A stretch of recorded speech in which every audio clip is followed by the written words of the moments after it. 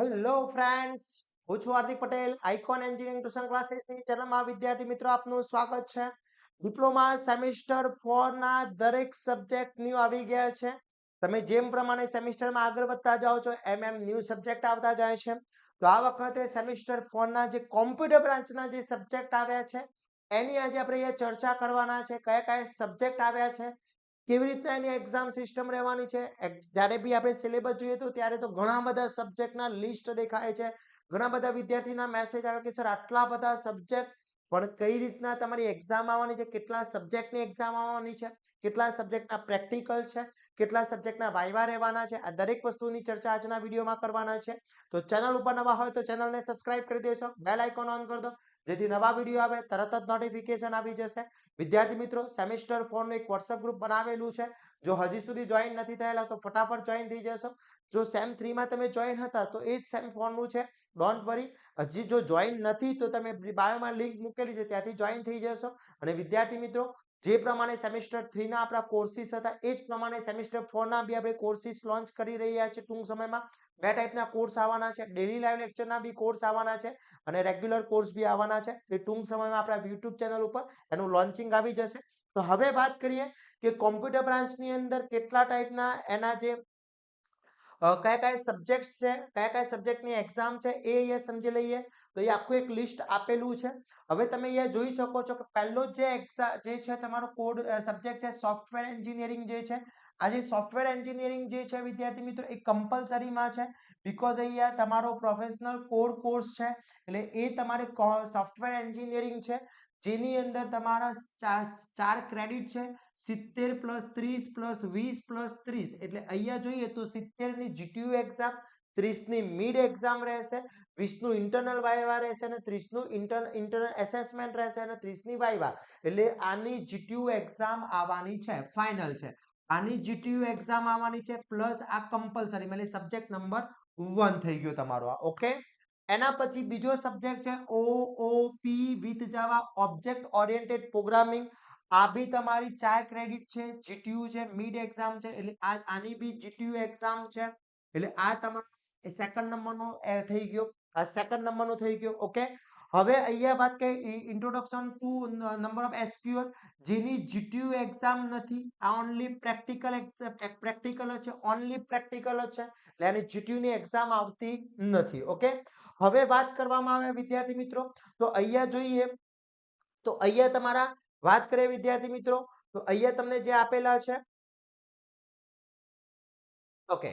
તો અહીંયા જોઈએ તો અહીંયા તમે પ્રોફેશનલ ઇલેક્ટિવ 1, આ ઇલેક્ટિવ 1 છે, આ ઇલેક્ટિવ 2 છે, ઇલેક્ટિવ 1 છે અને એક બીજો છે અહીંયા ઇલેક્ટિવ 1. ઓકે. તો કુલ આ ત્રણ જે સબ્જેક્ટ છે, 1 2 અને આ ત્રણ સબ્જેક્ટમાંથી તમારી કોલેજમાંથી કોઈ એક સબ્જેક્ટ સિલેક્ટ કરવાનો થશે. એટલે આગળ બે સબ્જેક્ટ હતા અને આ બીજો એક સબ્જેક્ટ એડ થયો જીટીયુ ની એક્ઝામમાં. એક ક્લાઉડ કોમ્પ્યુટિંગ છે, મલ્ટીમીડિયા ટેકનોલોજી છે અને એડવાન્સ કોમ્પ્યુટર નેટવર્ક છે. આ ત્રણ સબ્જેક્ટમાંથી કોઈ એક સબ્જેક્ટની તમારી જીટીયુ ની એક્ઝામ આવશે. તમારી કોલેજ નક્કી કરશે. દરેક કોલેજમાં અલગ અલગ હોય છે. દરેક કોલેજના ટીચર્સ અલગ અલગ સિલેક્ટ કરતા હોય છે, સ્ટુડન્ટ અલગ કરતા હોય છે. ઘણી કોલેજના ટીચર્સ સિલેક્ટ કરતા હોય છે, તો ઘણી કોલેજમાં સ્ટુડન્ટ સિલેક્ટ કરતા હોય છે.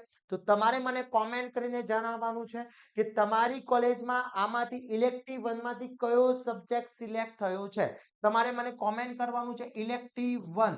તમારે આ રીતના મને મેસેજ કરવાનો છે. ઇલેક્ટિવ 1 ની અંદર તમારો કયો સબ્જેક્ટ લીધો છે એ સબ્જેક્ટનું અહીંયા નામ લખવાનું છે. પછી ઇલેક્ટિવ 2 ની અંદર તમે કયો સબ્જેક્ટ લીધો છે એ નામ લખવાનું છે. ઓકે.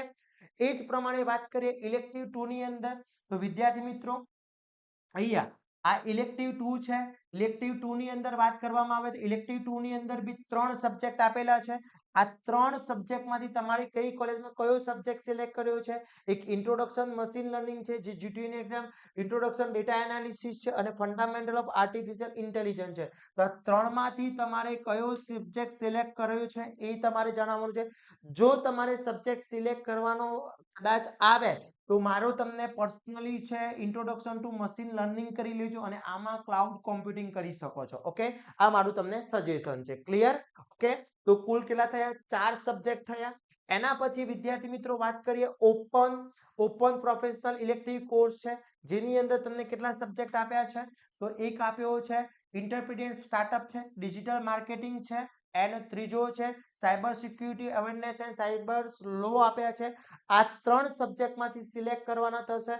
તો મોસ્ટલી કોલેજમાં આ સબ્જેક્ટ સિલેક્ટ થતો હોય છે અથવા આ કરતા કોમ્પ્યુટર વાળા આઈટી કોમ્પ્યુટર વાળા આના ઉપર ફોકસ કરતા હોય છે. તો આ બંનેમાંથી કોઈ બી એક સબ્જેક્ટ તમે સિલેક્ટ કરી શકો છો જો કોલેજ તમને ચોઈસ આપે તો. બાકી કોલેજ તમને સિલેક્ટ કરીને આપે છે તો ઓપનમાં કયો સબ્જેક્ટ સિલેક્ટ કર્યો છે એ તમારે મને કોમેન્ટ કરવાની છે, કોલેજનું નામ અને એની કોમેન્ટ ખાસ કરવાની છે.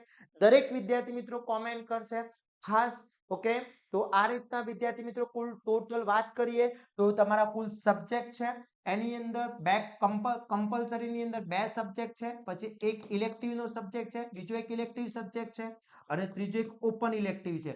એટલે કુલ ટોટલ તમારા સબ્જેક્ટ થાય છે 5 સબ્જેક્ટની જીટીયુ એક્ઝામ આવવાની છે સેમિસ્ટર 4 ની અંદર. ક્લિયર વિદ્યાર્થી મિત્રો? તો આશા રાખું છું કે તમારી કોલેજમાં સારા એવા કોર્સ સિલેક્ટ કરેલા હશે અને એ તમને મારે કોમેન્ટ કરવાના છે. તો ટૂંક જ સમયની અંદર તમારા જે કોર્સ હશે, તમારા જે સબ્જેક્ટ હશે એના મટીરિયલ્સ છે, એના ટોટલી કયા કયા સબ્જેક્ટ સિલેક્ટ થયા છે એના આધારે અમારા કોર્સ અમે લોન્ચ કરી શકીએ, મટીરિયલ લોન્ચ કરી શકીએ, આઈએમપીસ તમને પ્રોવાઈડ કરી શકીએ જેથી તમને બેનિફિટ થાય. તો ખાસ કમ્પલસરી કોમેન્ટ કરવાનું ભૂલશો નહીં. તો આવા જ નવા વિડીયો સાથે નવા દિવસે મળીશું. ત્યાં સુધી વિદ્યાર્થી મિત્રો મને રજા આપશો. જય હિન્દ, જય ભારત.